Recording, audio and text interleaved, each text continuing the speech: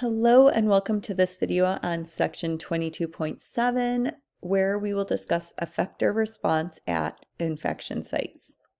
So what we mean by effector response is what is the mechanism used by lymphocytes to help eliminate the antigen.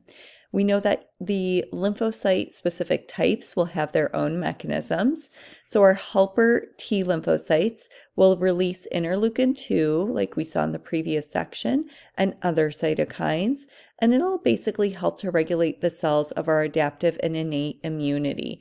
It will help to activate some of these cells, it'll direct some of these cells, and so I kind of think of it as the leadership role of the immune system.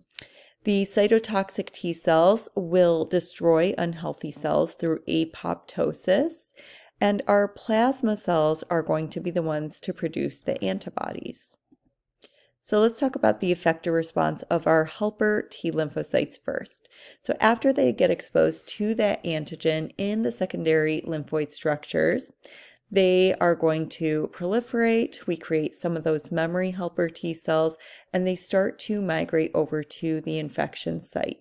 We'll see a continual release of the cytokines and interleukin-2 to regulate our immune cells.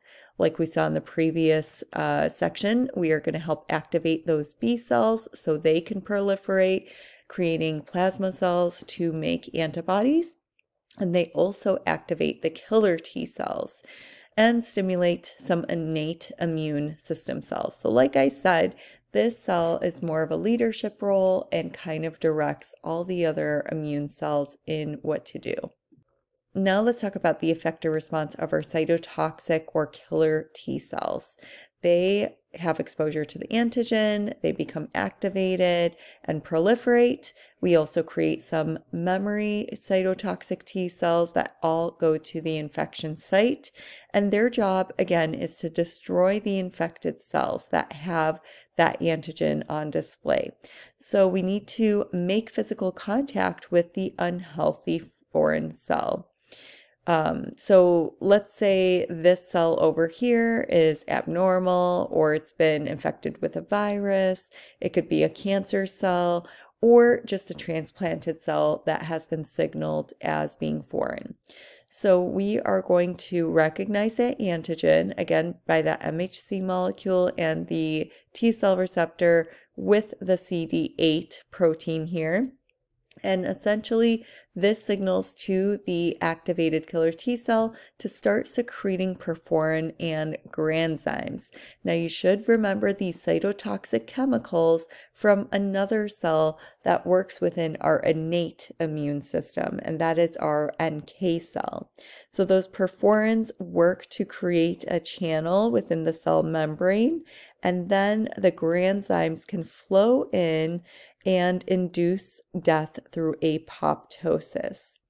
Because this is working against antigens associated with cells, the system that our cytotoxic T cells work within is called the cell-mediated immunity. All right, our most activated B cells will become plasma cells. The rest, remember, will become the memory B cells. Our plasma cells are going to synthesize and release antibodies. The cells typically will remain within our lymph nodes and can produce millions of antibodies within a 5-day lifespan. Our antibodies will circulate through our blood and lymph so they can search for that antigen, combine, and essentially destroy it. You may have heard this term called antibody titer, which allows us to measure in our circulating blood the concentration of antibodies against a specific antigen.